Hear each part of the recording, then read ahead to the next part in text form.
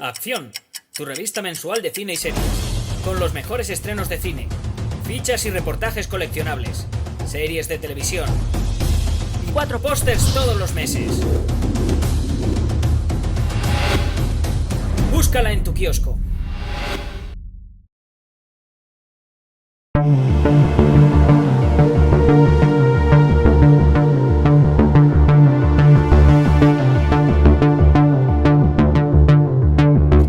Hola. Buenas. Muy buenas. Vamos a saludar a Carlos, lo primero, lo más importante. Primero, Carlos. Carlos, placer. Gracias. Gracias por haber pedido este vídeo.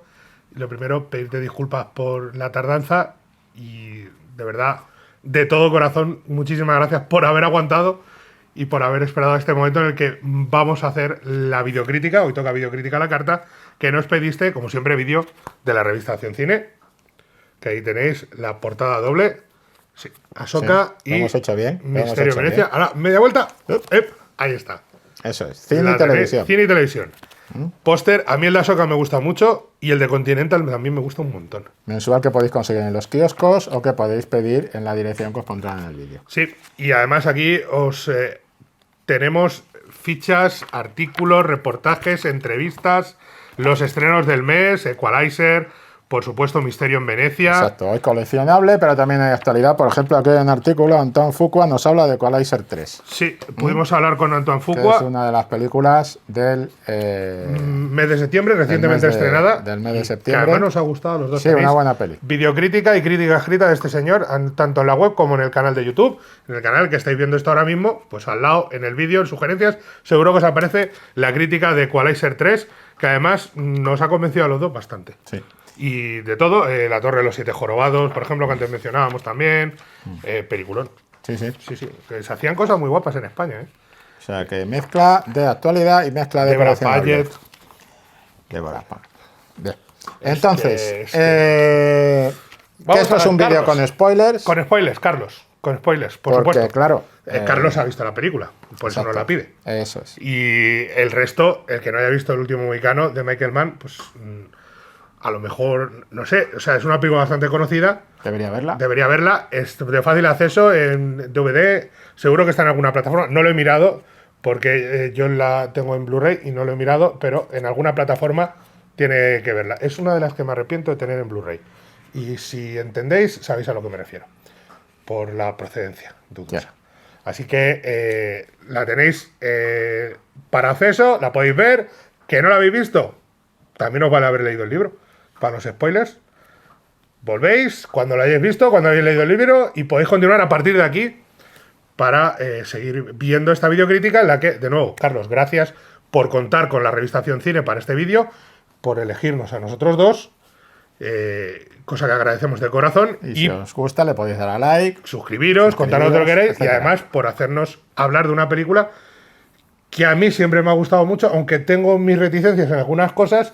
Creo que más que mi compañero. Puede ser, no sé, vamos a verlo ahora mismo. Vamos a descubrirlo. Pues no hemos hablado mucho del último mohicano. La verdad es que no. Tú has citado antes el libro. Yo Sí. creo que se puede empezar por ahí. El libro es espectacular.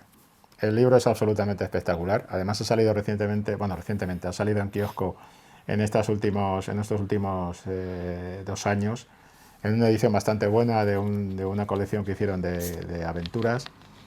El libro es genial, es una de las mejores novelas de aventuras que yo he leído.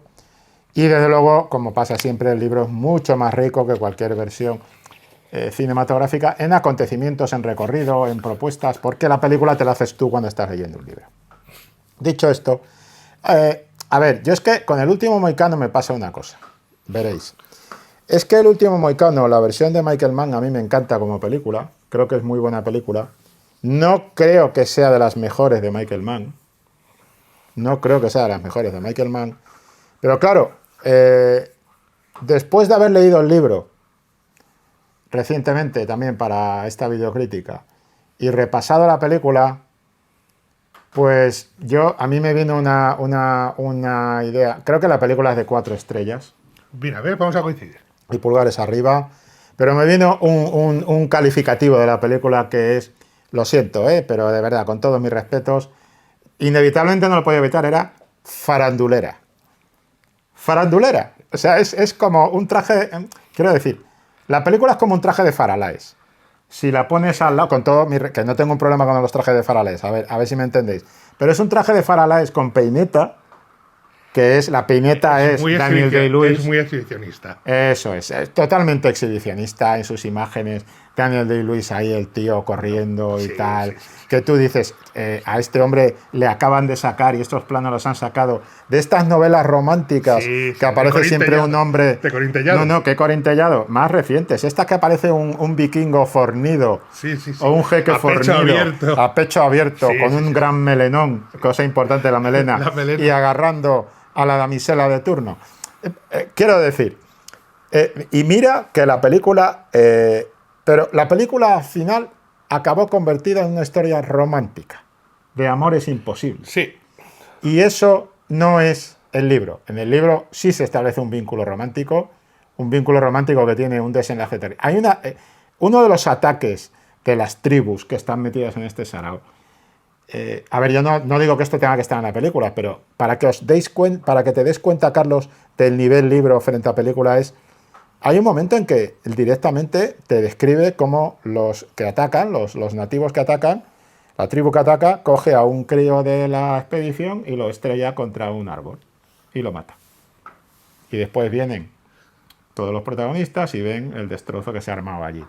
Lo que quiero decir es que yo no pretendía eso en la película, pero caramba, hay muchas versiones del Último Mohicano. Hay varias de Spaghetti Western o de este cine que se hacía en el Mediterráneo y tal. Uncas, el fin de una raza, es una de ellas, se titula. Yo la tengo en casa y bueno, está bien. Pero quiero decir que son inferiores al Último Mohicano como película. Pero es que como película es genial, pero ahí ya se ve a Michael Mann diciendo, está bien, pero la historia me importa un carajo. Veo a Michael Mann en plan corrupción en Miami. Los personajes, la historia y demás, este personaje me lo defiende Daniel Day-Lewis, los demás me lo defienden esta gente, estas personas que son capaces. Y yo voy a meterme en lo visual, en el enfoque visual, en el lenguaje visual, pero más que en el lenguaje visual, que está muy bien, en el lenguaje técnico aplicado al lenguaje visual. O sea, enamorado de la técnica, ¿vale? Enamorado de la moda juvenil. Ese es el tema. Y ese tema creo que sale mucho a la luz en algunas películas, en la mayor parte de las películas de Michael Mann. Y además, para explicar todo esto, voy a citar solo otro título. Hit. El Último Mohicano. Comparad. Y veréis, porque este señor y yo estamos cicateros, que si 4 estrellas... A ver, hay que poner... Yo pongo un ejemplo. O sea, es que Hit me parece perfecta.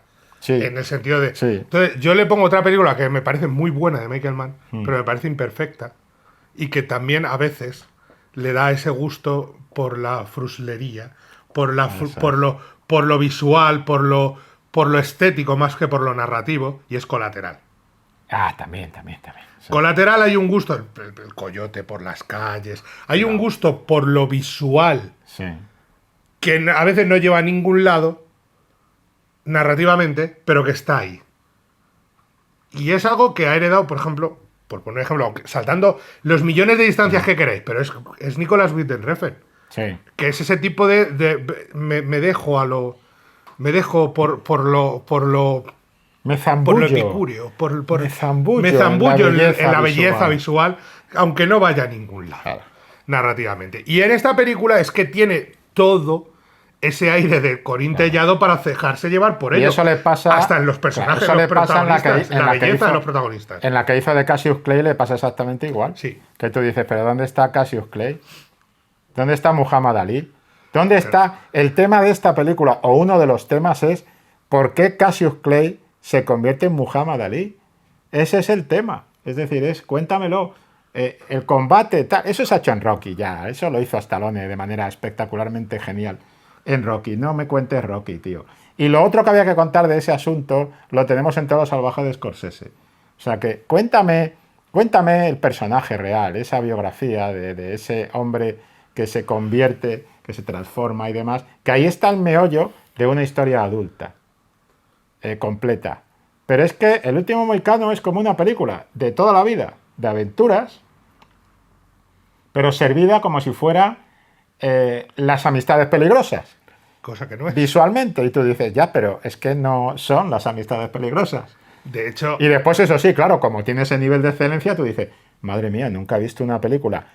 Esto con todo este etiquetado de apropiación racial y todo esto, que también hay que tenerlo en cuenta. Pero bueno, lo voy a decir con mucho cuidado, con muchas comillas.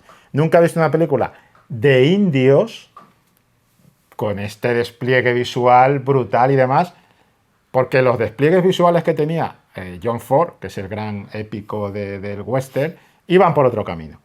Pero nunca hemos visto una película con esa calidad, con ese... Si es que es la escena de de la cueva con la catarata y el otro diciendo lo de mantente con vida, pase lo que pase, te encontraré. Claro. Es con Intellado. O sea, Claro, eso sí que... Y esa escena, repito, yo me he criado con esta película, yo recuerdo verla la primera vez, yo no la vi en cine, recuerdo verla con 14 años, 13, 14 años, en Telemadrid, en el mega hit de Telemadrid, que te contaban anécdotas, que si Madeleine Stowe y había miedo de que Daniel de Luis, como eran tan raros, tan peculiares, se llevaron, el rodaje fue como la seda, todo el rodaje con ellos dos. Yo recuerdo ver la película con 14 años y según ver a Madeleine Stowe aparecer, decir, me he enamorado. Sí. Me he enamorado. Claro, 14 años. Pero... Pero, claro, llega ese momento y hay un momento en el que está tan... se zambulle tanto en lo visualmente bonito como el pase lo que pase te buscaré, que al final lo que dice él se convierte en una trama romántica. La frase más importante de la película al final se convierte en eso, el te buscaré, cuando en realidad tiene luego, se llevan a las chicas por un lado, el personaje de Wes Studi se la lleva por un lado y ellos se van corriendo por otro y a mitad de camino dan la vuelta y se vuelven y es como, chico, no tiene sentido lo que habéis hecho narrativamente, no tiene sentido. Se da la vuelta, el otro echa a correr y empieza a matar gente y dices, pero para eso te podías haber quedado haberlo hecho desde el principio. Pero si es que han pasado 5 minutos de película. Es el final, es atropellado. ¿Por qué? Porque está más... A mí ese es mi mayor problema narrativo con la película. O sea, el resto lo entiendo y la disfruto un montón. Que yo me lo he pasado pipa con El último mohicano desde niño hasta ahora y me encanta y tiene esa banda sonora increíble que es maravillosa y que te... Vamos, es oír la banda sonora y no puedes sentir la épica de la película, leñe. Pero fíjate que yo sin ser un fan de Bailando con Lobos, que no lo soy. No, doy fe de ello. No soy fan de Bailando con Lobos. No. Pero yo estoy, si pongo las dos una al lado de la otra, teniendo en cuenta que hay influencia de vasos comunicantes entre ambas dos, a Bailando con Lobos la encuentro más sólida. Tiene unas pausas Bailando con Lobos, que es lo que decías tú, que han pasado 5 minutos. Tío, que no puede ser que vayas corriendo por ella al lado siguiente para el otro. Es que esas pausas no falta un trozo de peli. No hay una pausa, no. Tú ves en Bailando con Lobos y ves a los personajes y ves la pradera y dices, es que estoy allí. Es decir, es que entiendo por qué este tío está viviendo ahí, entiendo por qué tiene esa relación que tiene con los nativos americanos, entiendo todo esto. Aquí lo que veo es que todo el mundo corre mucho hacia muchas partes. Y lo que sí, por eso me gusta más en la película, en El último mohicano, me gusta más la primera parte, que es la parte del fuerte, el ataque y todo esto. Por lo otro está atropellado. La buena. Y a partir de ahí, en el momento en que salen en la huida, todo el mundo empieza a correr a un lado y a otro. Es que hay un momento, en esa huida hay un momento en el que crees que va a empezar otro tramo de película, que es el te buscaré. Claro. Pero el te buscaré dura en 10 minutos, o sea, son 5 minutos lo que te buscaré. Y entonces, claro, ahí yo creo que también tendrá que ver algo en la producción, seguramente acomodar, el decir, bueno, no puede durar la película 6 horas, tiene que durar 2, perfecto. Pero entonces hay formas de haber pulido eso un poco más. Porque, por ejemplo, y aquí esto sí que es, me quito el sombrero, la película lo que hace de maravilla es el combate final. Sí, claro, es que eso es... Chinea Chihuk ahí diciéndole, este es mío. Y cogiéndole y haciéndole el del tiradito y el otro, Wes Studi. Es que el 90% del villano es Wes Studi. Que, por cierto, también están Bailando con Lobos y tú dices, más Wes Studi. O sea, tú ves Bailando con Lobos, claro, está en Jerónimo, pues, pero en Jerónimo está todo el rato porque es Jerónimo. Pero además yo le hice una entrevista por Jerónimo y el tío estaba partido de la risa porque decía, siempre me llaman para hacer todo tipo de papeles de gente de distintas tribus.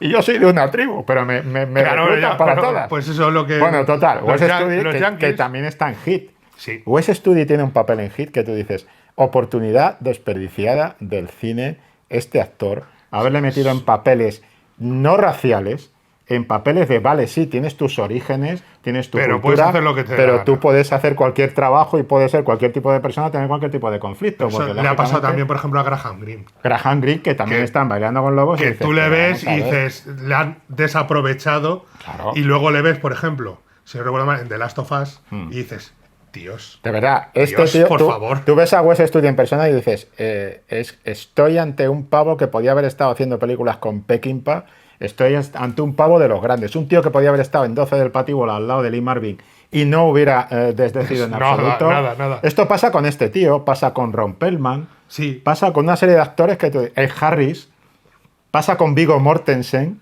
o sea, que tú Sí, dices... pero y que- aquí que- sí hay un componente racial y de físico. Ed Harris y Viggo Mortensen han tenido más posibilidades Sí. que Ron Perlman Exacto. y que Exacto. Wes Studi. En un caso por el componente racial de Wes Studi, que no han Claro. sabido ver más allá de eso, y en el caso de Ron Perlman porque no han sabido, exceptuando Guillermo del Toro y alguno más, ver más allá del físico de Ron Perlman. Claro. Y han tenido más oportunidades. Pero son ese tipo de actores que se te plantan delante y dices, ya está. La primera vez que ves a Wes Studi, dices, el malo. Pero este malo, o sea, tiene su aquel.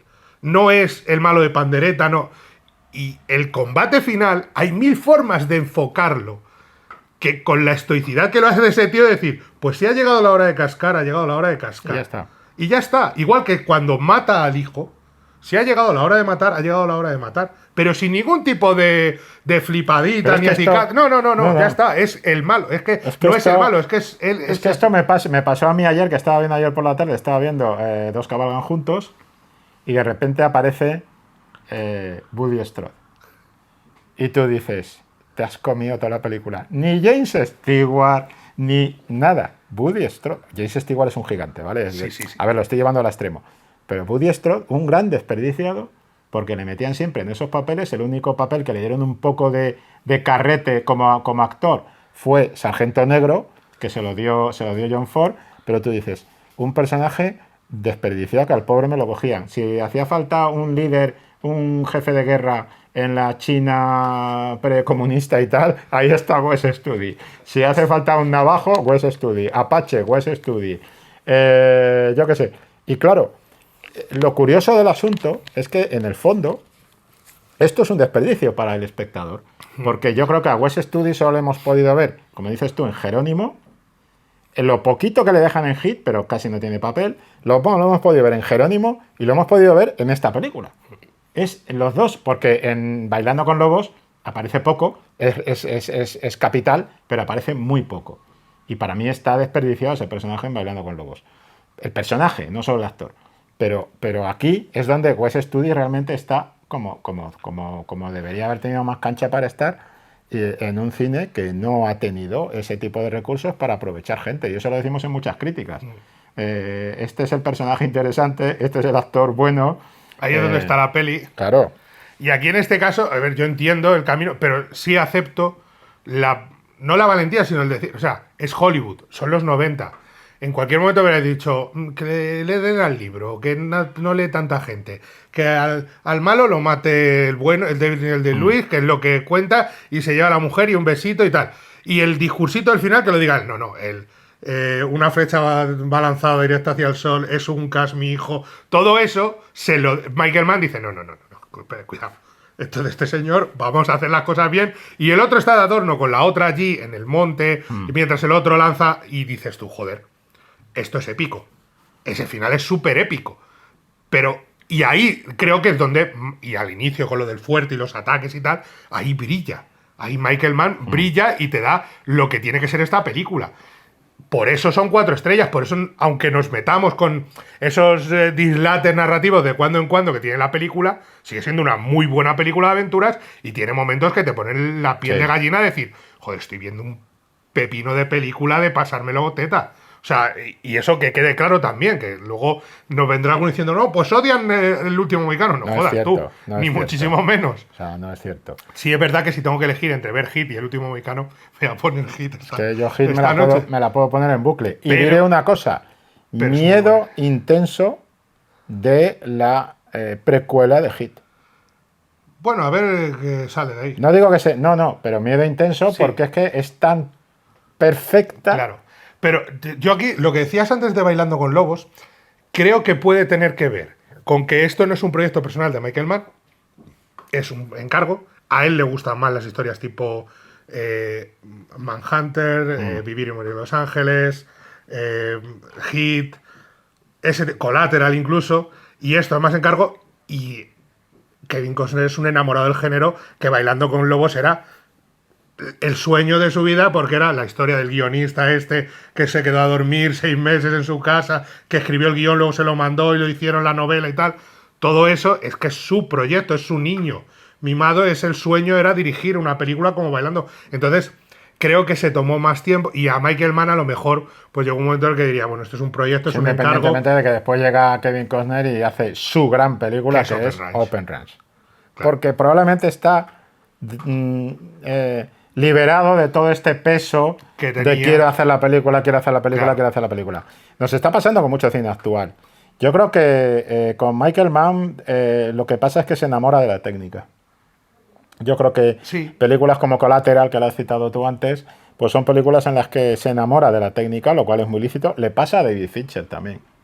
Lo que pasa es que Fincher, cuando le pasa, nunca descuida el conflicto, los actores, el guión, la madurez y el contenido. Nunca descuida el contenido, por muy enamorado de la técnica que esté. Fijémonos aquí con quién suele trabajar de guionista. Claro. Mann es más... A lo mejor lo tiene muy compartimentado todo. Sí, seguramente, pero a mí en esto me pasó eso, ¿no? Que dije, qué gran técnica, qué utilización de la técnica, paisaje, qué gran concepto visual, qué interesante, porque tiene su propio estilo, más allá de lo que es lo clásico del western y todo esto.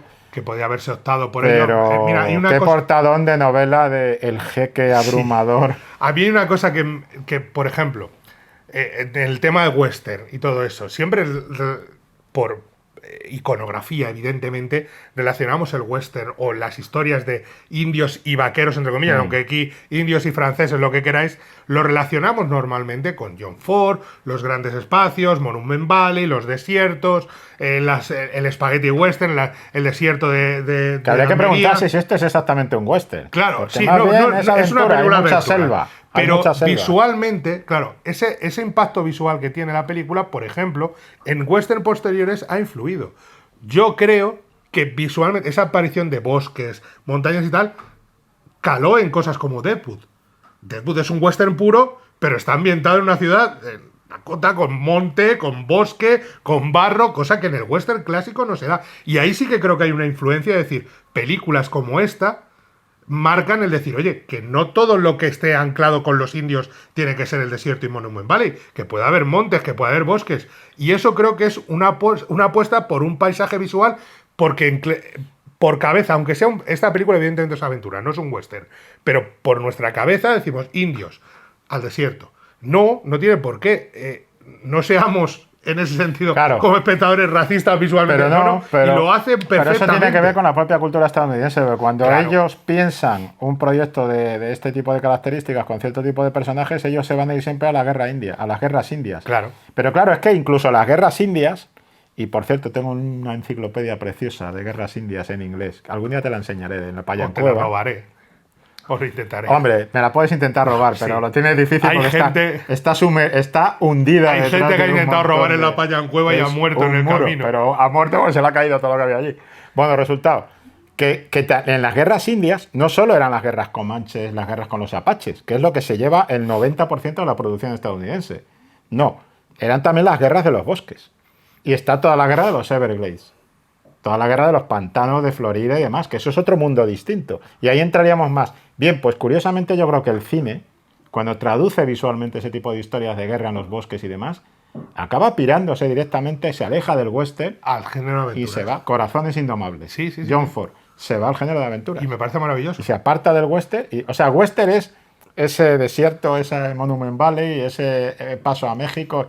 Pero ellos mismos, en cuanto que se trasladan a Everglades o cualquier tipo de historia de guerra en los bosques, que además hay que decir que esta película tiene algo muy interesante, es que lo que fue el enfrentamiento de las tribus, formando parte de carne de cañón de Francia y de Inglaterra en los combates por la zona de toda la parte de Nueva York, Canadá y demás. Que creo que es algo que refleja muy bien en ese sentido, y que por eso creo que gente como los creadores de Deadwood dijeron, espera, vamos a situar nosotros, porque ha habido otras cosas y porque no siempre tiene que enfocarse bosque, montañas y tal como aventuras, se puede enfocar como western. Y visualmente ese aspecto creo que sí viene influido por películas como esta o por esta película en concreto, que tiene ese puntito que a veces sí tiene de duelo y tal, pero que sigue siendo cine de aventuras, de gente viviendo una aventura, un viaje, luego al final un viaje a carrera o corriendo mucho la gente de un lado para otro, que, a ver, ese plano a cámara lenta de Daniel Day-Lewis, pecho abierto, pecho palomo, con su... Es que ahí eso es lo que a mí repartiendo cera, corriendo a cámara lenta, destripando gente, pues evidentemente estaba para ser el póster de la película y para vender muchos pósters de esa película en esto, pero no le resta mérito al producto final, que sigue siendo una película entretenidísima. Y repito, a mí una de las bandas sonoras más memorables de los 90, que más recordamos y que más han marcado, ha sido sin duda El último mohicano, hasta el punto de tener 70 versiones, incluso una techno que nosotros bailábamos de jóvenes, que tenía el diálogo de Es un cas mi hijo en italiano, homenaje a las películas, a las versiones de los... Eso es Goblin, Nicolás. Te lo juro, porque era una versión del tema de Trevor Jones y Randy Edelman de la banda sonora, con la voz del personaje, pero en vez de en inglés, en italiano, con el è un cas mio figlio. O sea, todo, pero en italiano, que es sacado de las películas de las películas italianas. O sea, es muy importante y es una película que ha entrado en la cultura popular. Yo esto siempre lo marco. Hay películas que, sin ser lo más brillante o la mejor película, calan en la cultura popular, lo cual quiere decir que tienen un impacto social. Yo nunca diré que 300 es la mejor película de la historia. Nadie va a decir. Pero 300 ha calado en la cultura popular, cosa que otras mucho mejores películas nunca calarán. 300 ha calado en la cultura popular. Pasa con Gladiator también. Pasa con Gladiator, evidentemente. Yo ahora mismo, esto es Esparta, lo ha dicho todo el mundo de una forma u otra, en plan, porque ha calado en la cultura popular. Lo de... soy Máximo Décimo Meridio, tal. Claro, eso forma parte de la cultura popular. Eso ha calado. Y el que somos del vestuario del Real Madrid también, ¿no? Exacto. Aquí, este punto, en esta película, la banda sonora caló en la cultura popular. La imagen de Daniel Day-Lewis con la melena caló en la cultura popular. Y eso es algo muy importante. No todas las películas. Ahora, ¿tú crees que ha envejecido bien? Porque yo creo que ese tema de melena al viento, y ya no por una animadversión natural hacia el romanticismo superficial y nauseabundo y vomitivo que nos puede vender cierto tipo de relato. No. Lo digo porque, si te das cuenta, yo creo que en el papel femenino la actriz tiene ganas de más despliegue, pero no le da. Pero no tiene despliegue, porque es una figura de porcelanosa. Es una figurita de porcelana que encajará, y claro, me puedes decir, encaja en esa época. No, para empezar, no sabemos lo que encaja en esa... Claro. Es que el personaje interesante es el de la hermana. Claro. Que es la que cuando muere, que tiene arco la que tiene el arco de desarrollo, y cuando el otro, el momento, uno de los mejores momentos de la película, cuando empieza West Studi. Claro. Cuando la otra se toma al precipicio y la otra dice, aquí me bajo. Claro. Ese momento, que es maravilloso, el personaje interesante femenino es el de la hermana. Y la otra está esperando a Daniel Day-Lewis. Y claro, la verdad, con ese pedazo de actriz, que además creo que a esa actriz le pasó siempre lo mismo. Sí. La cogieron de muñeca de porcelana. Y siempre le daban el tipo de papel de estoy esperando a Daniel Day-Lewis o al que toque. Y cuando le dieron un papel un poquito más de mascar, le metieron en ridículos como Cuatro mujeres y un destino. Por ejemplo. Que era una película que tenía un reparto femenino increíble. 4 mujeres y un destino. ¿Cómo podéis cargaros esa historia? Pues se la cargaron. Drew Barrymore, Madeleine Stowe. Claro. Lo tenías todo para hacer un western femenino de la leche. Ya, pero no podían hacerlo femenino porque era un western pensado desde un punto de vista masculino. Con lo cual eso no sale. No sale. Si tú tienes una pelota de fútbol y te pones a jugar al rugby, tienes un problema. Ahí necesitabas guionistas femeninas y una directora femenina que, por ejemplo, Catherine Bigelow. Catherine Bigelow hubiera hecho una barbaridad. Una barbaridad. Aunque a Catherine Bigelow de partida nunca le gusta estar vinculada a esta especie de etiquetado y tal. Dirigiendo esa película. Y lo ha demostrado en su filmografía. Pero vamos, en cualquier caso, creo que aquí una de las cosas que falla es que si quitas esa parte de postal, de portada romántica, y si quitas, das ese papel de... Carajo, pues darle todo el recorrido a la hermana pequeña. Claro. Si tampoco hace... Claro, pero entonces se te desmadra poner a Daniel Day-Lewis emblema. Si le van a poner un mueble bar, ponle un mueble bar y dale el papel de la hermana pequeña, Madeleine Stowe, pues es una actriz un poco más madura, a hacer de la pareja de Daniel Day-Lewis que sea un mueble bar, muñeca de porcelanosa, y dale a Madeleine Stowe el papel de la hermana pequeña, que es el que tiene. Porque además creo que Madeleine Stowe, yo por ejemplo yo hago este tipo de cruces, ¿vale? Porque será por haber coleccionado cromos de fútbol cuando era pequeño o cualquier cosa. Pero por ejemplo, tú pones en el papel de Madeleine Stowe a Julianne Moore y a esa le da igual el guión que le dé. Sí. A esa le da igual el guión que le dé. Si tú me has dado un guión de estar aquí esperando sujetando el cubata de Daniel Day-Lewis. Pero tranquilo, que ya me busco yo la vida, ya verás cómo me como a Daniel Day-Lewis, me como a Michael Mann y me como a lo que haga falta. Sharon Stone, lo hemos dicho con uno de los nuestros. Sí, pero Sharon Stone, a ver, el tema es que a Sharon Stone cuando la metían en cualquier papel le ponían una jaula como la de Aníbal Lecter en El silencio de los corderos. O sea, es que no la dejaban moverse, macho. Ya.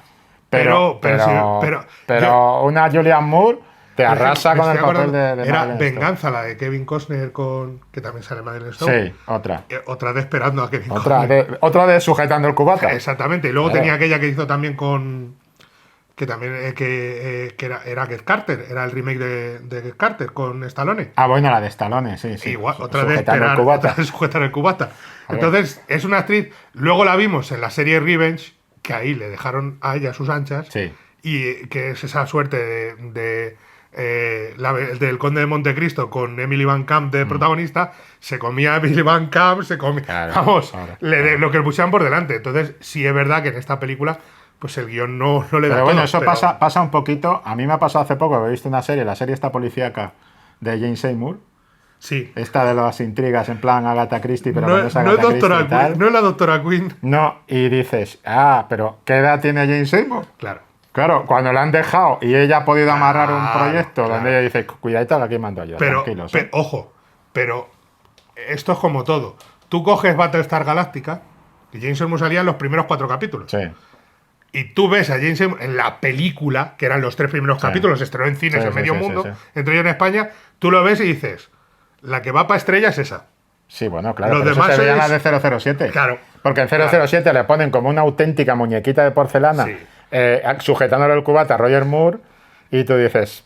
Cuidado. A ver, el problema, y esto hay que decirlo, porque ha ocurrido de verdad, es que a todas estas actrices no se les han dado papeles con un guión interesante para desarrollar sus papeles. Claro. Y salvo a Julianne Moore, sí, porque Julianne Moore ha tenido más suerte por época y sí ha tenido más papeles así.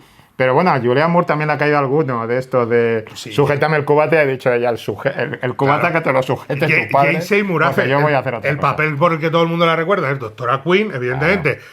57 temporadas haciendo Doctora Quinn, evidentemente, rollo romántico. Y ella cómoda y bien. En el que sale el Daniel Day-Lewis de Hacendado, melenas aquel también, a pecho abierto y tal. Ella estaba súper cómoda, pero claro, tú luego la ves haciendo de mala en Smallville. Claro. Y dices, nenes, ¿qué habéis estado haciendo con esta mujer toda vuestra carrera? Claro. ¿Qué es Smallville? ¿Qué habéis estado haciendo? Pues pasa lo mismo con Madeleine Stowe. Es de esas cosas que dices, habéis estado desaprovechando un pedazo de actriz. Sí. Y da mucha pena, mucha rabia a veces. Pero es que el guión de esta película da para lo que da, va para decirle, además, señora, esta película se produce... el cubata. No, yo creo que en esta película, en mi caso ya por terminar, es todo Daniel Day-Lewis. Sí. O sea, de un punto de vista de reparto, es como una especie de epicentro de todo gira en torno a Daniel Day-Lewis, no por culpa de Daniel Day-Lewis, sino porque es así como lo tienen fabricado. Sí. Después coges otras películas de Daniel Day-Lewis, como la de Lily Invisible, y te das cuenta que ahí Daniel Day-Lewis está brutal, pero todo lo que tiene alrededor está brutal. Porque en esta película era cuando querían convertir a Daniel Day-Lewis en la nueva estrella, y Daniel Day-Lewis tenía otros planes. No contaron con que este señor venía a hacer... Exactamente. No contaron con que este señor venía a hacer películas de otro tipo, Izquierdo, El nombre del padre, todo esto. Le dan esto y dice, una y no más. Yo este tipo de películas no es lo que quiero hacer con mi carrera, prefiero hacer zapatos. Claro. Y ahí es donde está la clave. Entonces, claro, los secundarios, tú ves la película, y los secundarios están muy bien. Claro. Y te aguanta el reparto, tanto Unka como Chihai-Hu, como Wes Studi, son gente que te aguanta la historia, porque cuando les toca a la hora de cumplir, que todos tienen su momento, cumplen más que de sobra. Se comen la película. Y sin embargo, los momentos de postal, pues no le sientan bien, ni siquiera a Daniel Day-Lewis. pero es que son los 90, amigos. Los maravillosos 90. Los 90 tienen muchas luces, pero también tienen muchas sombras. Sí. En el medio cinematográfico, sobre todo en el blockbuster. Recordemos que es la época en la que Roland Emmerich y Michael Bay arrasan en taquilla y comienza la debacle. Sí. Los efectos visuales comienzan a comerse a los actores y a los guiones. Sí, Luego, yo creo que remontamos un poquito en algunas épocas. Bueno, ¿Algo más que añadir sobre...? nada más que añadir. Yo creo que ya hemos hecho todo lo que queríamos, que no odiamos la película, que hemos Bueno, dicho 4 que es estrellas. buena, 4 estrellas, pero esto es lo que hay. Estos son los detalles que nos gustan, pero repito, fotografía, ritmo, todo. La película funciona como un tiro y sigue funcionando. Sí. Como peli de aventuras la ves y vamos, que yo la vi de adolescente en Telemadrid 50 veces y la disfrutas, pero tiene sus peros y son estos. Pero 4 estrellas, una muy buena película y poco más que decir. Pues nada más. Que tenéis la revista en el kiosco, que le deis al like, que os suscribáis, que nos contéis lo que queráis y que nos vemos en la próxima. Hasta luego, Carlos. Adiós, muchas gracias. Acción, tu revista mensual de cine y series, con los mejores estrenos de cine, fichas y reportajes coleccionables, series de televisión y 4 pósters todos los meses. Búscala en tu kiosco.